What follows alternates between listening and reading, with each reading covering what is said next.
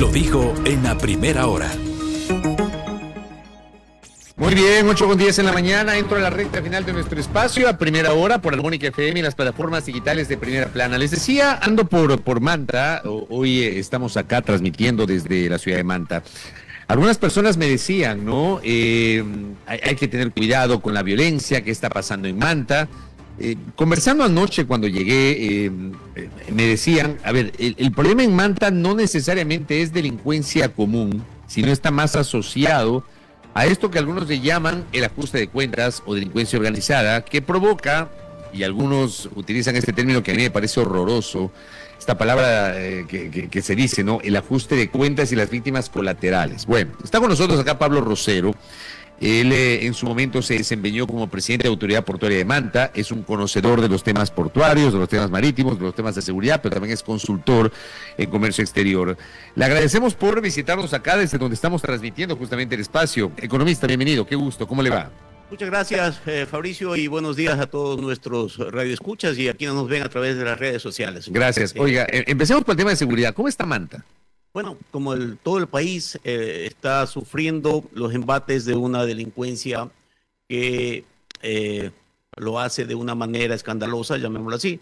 Sin embargo, es un proceso donde el Estado ecuatoriano empieza a hacer presencia.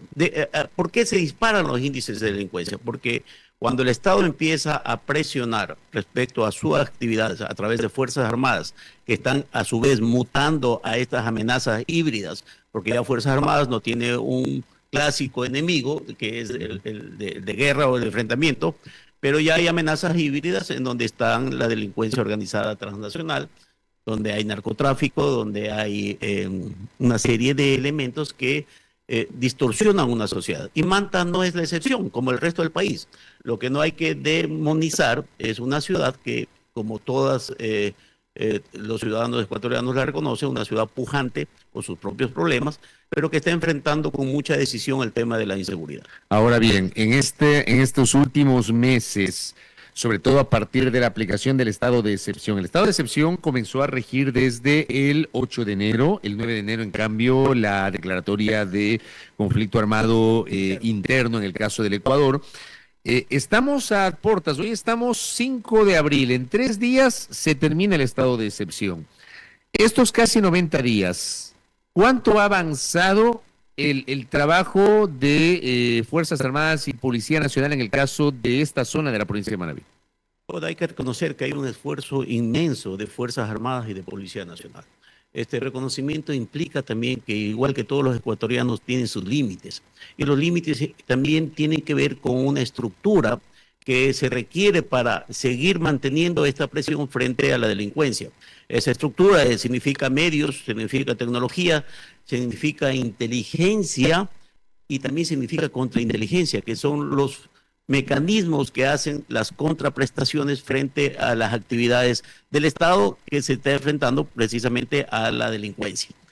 ¿Qué implica todo eso? Implica que el ciudadano común y corriente debe entender que los procesos de llamémoslo así, de ajustes en los mecanismos de delincuencia son procesos que nos van a costar, como decía Winston Churchill en un momento, sangre, sudor y lágrimas. Pero llegará el momento en que esto, con la presencia del Estado, que no puede ni debe desmayar, llegará un momento que nos dará la confianza a seguir laborando, a seguir trabajando, a seguir produciendo, que es lo que Manta hace permanentemente. ¿Qué tipo de controles, por ejemplo, a nivel marítimo se están haciendo acá? Manta es considerado un punto estratégico en su momento, y es más, algunos sectores siguen añorando la presencia de Estados Unidos y sus militares en la base aérea de Manta, algo que se permaneció durante 10 años, siguen hablando de esto que se llamaba el FOL, ¿no? En su momento. Más recientemente el gobierno del presidente Lasso primero y luego Noboa impulsaron unos acuerdos para la participación de Estados Unidos en tareas de seguridad sin que eso implique violar la prohibición constitucional de que se establezcan bases extranjeras en territorio ecuatoriano. Pero aquí en Manta, esos convenios para las operaciones marítimas, ¿cómo se están traduciendo en la práctica? Economista Pablo Rosero. Bueno, frente a la vorágine que ha significado la declaratoria de guerra interna de los estados de excepción, etcétera, no hemos hecho análisis público, llamémoslo así, respecto a dos decretos ejecutivos donde el gobierno nacional, el 164, lo tengo aquí a mano, dice, ratifica en todo su contenido el acuerdo entre el gobierno de la República del Ecuador y el gobierno de Estados Unidos relativo al Estatuto de Fuerzas. Ya vamos a hablar qué significa el Estatuto de Fuerzas. Y el 165, el acuerdo relativo a las operaciones contra actividades marítimas transnacionales ilícitas. Bien, no necesariamente se requiere la presencia física acoderada de naves extranjeras o de naves ecuatorianas para hacer sentir la presencia de control en espacios marítimos. No hay que descuidar que el Estado ecuatoriano per se está considerado como un Estado marítimo, un Estado de mucho mar. Frente a eso, es evidente que nuestra Armada Nacional ha estado sobrepasada respecto al control por la inmensidad del mar, y lo que se ha hecho es un convenio de cooperación, en este caso binacional, con los Estados Unidos de Norteamérica, para hacer presencia del Estado en aguas territoriales y hacer el control de lo que yo llamo estas amenazas híbridas, que significan el narcotráfico, que significan el tráfico de combustible, que significa el tráfico de inmigrantes, y lo que es más preocupante, el tráfico de armas de destrucción masiva. Pero ¿cuál es la diferencia de este nuevo estatus con aquel que tuvimos entre el 98 y 2008 con Estados Unidos? Porque a mi criterio, por lo menos lo defiendo así, ya no es necesario la presencia física de tanto bienes y hombres para demostrar que estamos en un acuerdo de cooperación, sino es importante la tecnología. Los tiempos han cambiado, no se olvide que vamos ya más allá de 20 años, que fue la fase del FOL en Manta. Ahora se maneja mucho tema de tecnología, mucho tema de información, mucho tema de inteligencia, pero evidentemente esto recién empieza. Va a llegar el momento en que veremos las naves de este gobierno amigo, que es Estados Unidos, abasteciéndose o haciendo presencia en puerto. De igual manera, pues veremos personal de Fuerzas Armadas de Estados Unidos haciendo capacitación, pero haciendo participando en operaciones de interdicción. Pero haciendo presencia no permanente, sino temporal en el puerto de Manta, por ejemplo. Siempre va a ser temporal, porque tienen que abastecerse, de eso se trata de la logística, ¿no? Puede ser en Guayaquil, puede ser en Manta, puede ser en Pasaje, en Machala, puede ser en Esmeraldas, donde se requiera la presencia disuasiva, donde el Estado haga presencia a través de sus propias Fuerzas Armadas o a través de este mecanismo de cooperación binacional. Y esto ya se está sintiendo, es decir, ya se nota la presencia de naves, por ejemplo, estadounidenses en el mar territorial ecuatoriano y particularmente aquí en la costa de la provincia de Manabí. Bueno, vistos públicamente todavía no. ¿Ya? Este es un acuerdo, un decreto ejecutivo firmado recién en febrero. Me imagino que están en todo. Todavía no se traduce en la práctica. En la práctica entiendo yo que se está produciendo, más allá de la presencia no en puertos, sino pero en aguas abiertas. En aguas abiertas. Porque acuérdese también que tenemos una operación importante en Galápagos, donde se hace una presencia del Estado. Siempre hablemos de una presencia del Estado, no hablemos de situaciones o de tropas internacionales, sino el Estado que ha permitido la participación en esta colaboración de seguridad, del cual yo personalmente participo, que es positivo. En el caso, por ejemplo, de la inseguridad, que fue la materia con la cual empezamos este diálogo, ¿cuáles son los ilícitos que con mayor fuerza se sienten en la parte marítima, es decir, en el mar territorial, en aguas abiertas y que requieren esta interdicción que usted está señalando, Pablo? De mayor a menor, el tráfico ilícito de sustancias. Ese es el principal. Ese es el principal. Y además es histórico. Y es un tema que ha distorsionado la sociedad ecuatoriana. Evidentemente estamos en un conflicto interno muy grave, pero el tráfico internacional de sustancias ilícitas es un tema que más impacta en estas actividades marítimas. Luego viene el tráfico de combustible, que es importante. Luego viene la pesca ilegal, que también es importante porque depreda los mares, y en este caso pues depreda los mares ecuatorianos. Y por último, los migrantes. Cuando hay un flujo de migrantes no controlados, en ese flujo, independientemente de la gente que lo hace por necesidad, también hay gente que lo hace bajo estrategias geopolíticas y de posibles infiltrados hacia países que pueden ser sujetos a atentados. ¿Y qué pasa con los pescadores artesanales, por ejemplo, que muchas veces son secuestrados, son atacados por piratas o probablemente son cooptados o amenazados por criminales, por el crimen organizado. Pero es que ese es un fenómeno que ha sucedido en toda la costa ecuatoriana y la costa de Manabí no se queda fuera de ese fenómeno.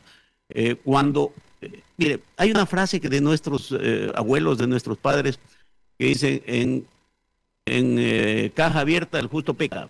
Cuando no existe presencia del Estado, las bandas criminales o estos mecanismos de multinacionales de la delincuencia tienen la puerta abierta para hacer lo que quieran. Y eso implica, pues, cooptar a pescadores o secuestrar a pescadores o hacer actividades donde ellos no se sientan amenazados. Cuando hay presencia del Estado, y todos sabemos que el Estado ha estado sobrepasado, sus Fuerzas Armadas están sobrepasadas frente a este fenómeno, es importante esta colaboración. Yo no estigmatizo ni desde la ideología ni desde la soberanía. Pero no, eso le iba a decir, no implica ceder soberanía. La colaboración que usted, como usted la plantea, ¿no implica de alguna manera ceder soberanía? Pongámosle de la otra parte, no implica ceder soberanía a estos grupos de delincuencia organizada respecto a que puedan hacer lo que les da la gana en un mar territorial sin control. Vamos a la formalidad y a la legalidad. Tenemos un acuerdo de cooperación entre países soberanos donde la infraestructura de un país mucho más fuerte, que es el caso de Estados Unidos, nos permite presentarnos y hacer presencia de Estado. Eso no implica ceder soberanía, eso implica tener la presencia del Estado para evitar que todas estas actividades en algún momento sobrepasen ya la existencia del propio Estado. Mucha gente, yo he escuchado a analistas políticos de izquierda, de derecha o donde quieran ponerse ideológicamente, que dice que este es un Estado fallido. El Estado fallido es cuando no existe presencia disuasiva de un Estado y se permiten las actividades ilícitas. Pero claramente esa presencia del crimen organizado ha desbordado y el Estado ecuatoriano ha sido incapaz de enfrentar con eficacia esa presencia delincuencial. Porque se necesitan varios elementos. Empezaba yo en la mañana a decir se necesitan recursos. Y este es un país con recursos completamente limitados. Porque adicionalmente se necesita formación. La mutación de Fuerzas Armadas que estaban predispuestas hacia un enfrentamiento armado con, entre comillas, enemigos de la nación, ahora tienen que enfrentarse a enemigos híbridos o actividades híbridas, que es el narcotráfico, que es combustible, que es pesca ilegal. Entonces, la mutación de Fuerzas Armadas se requieren también y que se lo hagan, y para eso se necesita recursos. Y por último, la aplicación de inteligencia y contrainteligencia, porque tiene que haber las contrapartes de poderes, los que equilibren las actividades, porque, vuelvo a repetir, en arca abierta el justo peca. Entonces, cuando no hay los contrapesos, la inteligencia y contrainteligencia, se producen distorsiones. Vuelvo a repetir, no se entrega soberanía respecto a las actividades en conjunto, porque hay que leer los acuerdos, Los acuerdos dicen que siempre habrá actividad en conjunto con nuestras Fuerzas Armadas y por lo tanto no hay autonomía de una fuerza extranjera para hacer cualquier interdicción marítima sin la autorización del Estado ecuatoriano. O sea, se sigue ejerciendo soberanía, lo que está en este momento es apoyándose en una fuerza mucho más fuerte, que a la final también le interesa que esto se controle, porque este corredor que existe desde América Latina hacia Centroamérica y luego hacia Norteamérica, es un corredor que también afecta a los Estados Unidos y a toda la región. Entonces, la presencia mismo de esta fuerza y de esta tecnología y de esta inteligencia va a permitir ser más eficientes las actividades de nuestras Fuerzas Armadas. Economista Pablo Rosero, para finalizar, dejemos de lado los temas de la seguridad, hablemos de los temas económicos. Y sobre todo por su experiencia, porque en su momento fue presidente de Autoridad Portuaria de Manta. Yo conversaba, me parece que fue a inicios de esta semana, con el economista Alberto Acosta Burneo, de la publicación Análisis Semanal. Ellos habían hecho un trabajo de análisis, de revisión de lo que implica esta alianza público-privada para el caso del puerto marítimo de Manta. Y él lo citaba como ejemplo de una alianza público-privada. ¿Cómo está funcionando el puerto marítimo de Manta el día de hoy, Pablo Rosero? Bueno, partamos del inicio. Leí el informe del economista Alberto Acosta Burneo, un profesional calificado, Pero partemos del inicio. ¿Quién pagó ese informe? ¿Usted sabe quién pagó el informe? No tengo idea. TPM. Entonces, públicamente lo ha dicho él. No sé si estoy equivocado, pero él lo ha hecho públicamente. Entonces, si a mí me contrata TPM es del puerto de Manta. la delegataria, Ya, okay. Si a mí me contrata TPM, obviamente no voy a hablar mal de TPM. Entonces voy a tratar de ser objetivo. Entonces, sin hacer juicios de valor, ¿no? Sino que empecemos de donde tenemos que empezar. Correcto, ¿ya? correcto. Sin embargo, evidentemente, la delegación de TPM de las actividades del puerto de Manta, actividades internacionales del puerto de Manta, ha sufrido una serie de cuestionamientos que en este momento, el día de ayer, creo que ayer o antes de ayer, en la presencia del ministro de Obras Públicas, que es el responsable del área, ha dicho definitivamente que esa delegación tiene que renegociarse, porque las actuales condiciones pues no satisfacen ni son mínimamente sostenibles frente al Estado. No se olvide, hagamos un análisis bastante básico. Usted le entrega una infraestructura de más o menos $300 millones en un negocio en marcha, y usted de $300 millones, y usted recibe en promedio, la autoridad portuaria de Manta, promedio $1 millón. Eso no tiene ningún asidero, el economista más elemental sabe que esa ecuación no funciona. Ventajosamente, el ministro, lo he escuchado y aplaudo esa decisión, ha decidido que tiene que renegociarse en función de los ingresos brutos. Habrá que revisar los detalles de esa renegociación y hay que empujar una opinión pública que no per se la delegación es mala. La delegación que no satisfaga elemental vivencia de una autoridad portuaria de Manta, porque no le alcanzan los fondos, evidentemente por ahí sí es malo. O sea, lo que usted plantea es, sí a la delegación privada, pero el Estado no puede perder o no puede ganar menos que el sector privado. Es que no puede ni debe perder, porque esa infraestructura que más o menos le ha costado al Estado ecuatoriano $300 millones, entre más o menos, es suya, es mía y es de todos los ciudadanos, y por lo tanto tiene que ser su productividad eficiente. Al respecto de eso, pues aplaudo nuevamente la decisión del ministro de que va a sentarse con la delegataria a hacer una renegociación de esta delegación. ¿Y esto cuánto tiempo podría tomar? ¿Y por dónde debería ir esa renegociación de esa delegación? Mire, hay que ver los antecedentes. Desde el inicio esta delegación ha sido cuestionada, desde su origen, desde su génesis. Sin embargo, han pasado 6 años, 7 años, y por supuesto cada uno defiende su verdad, porque a la final una historia mal contada siempre hay un héroe y un villano. Sin embargo, ha habido voces, entre esas las mías, que ha cuestionado la forma en que se delegó, y por último, la más grave, ha cuestionado el rendimiento de esa delegación. No se olvide que la infraestructura de autoridad portuaria, que le costó sangre, sudor y lágrimas a este pueblo, parafraseando a Winston Churchill, ha servido para que esta ciudad tenga esa capacidad competitiva de convertirse en la capital mundial del atún. Sin esa infraestructura, ni la ciudad se hubiera desarrollado, ni hubiéramos tenido esta industria tan importante que es la industria pesquera. Entonces hay que analizar todo el entorno, hay que analizar de qué ha servido la autoridad portuaria, y aprovecho esta radio de Impacto Nacional para que sepa que la autoridad portuaria ha sido ejecutora de las más grandes obras de Manta, y le voy a enumerar rápido. El primer pavimentación y servicios de agua potable y alcantarillado de Manta fue hecho por la autoridad portuaria hace muchos años.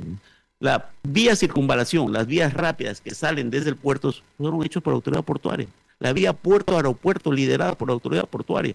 Y sigo enumerando un sinfín de elementos que han servido que la autoridad portuaria de Manta, con sus actividades en el puerto, han dado a esta ciudad la cara que hoy tiene. Organismo estatal. Organismo estatal. Hoy por hoy ya no se puede porque las circunstancias han cambiado, porque está delegado, porque hay una actividad privada. Pero no significa dejar de reconocer la presencia histórica de una institución que le ha dado la cara que tiene Manta, junto, obviamente, posterior y a muchos efectos, con el municipio de Manta. Pero ¿qué es lo que le quiero decir? Las delegaciones per se no son ni deben de ser demonizadas. Lo que sí tiene que ser cuestionado y de ejercicio ciudadano es establecer que no se puede entregar infraestructura pública que no tenga el rendimiento que se merece el Estado ecuatoriano. Me queda clarísima su posición sobre ese tema, economista. Gracias por el tiempo, muy amable. A usted, encantado y bienvenido a esta ciudad que siempre pues recibe con brazos abiertos a personas de todo el Ecuador y más aún pues un periodista de Muchas tanto gracias. prestigio como usted. Muy gentil. El economista Pablo Rosero, que ha estado con nosotros, expresidente de Autoridad Portuaria de Manta, además analista y consultor en temas de comercio exterior. 8:31. Primera plana. Todas las noticias, todas las voces.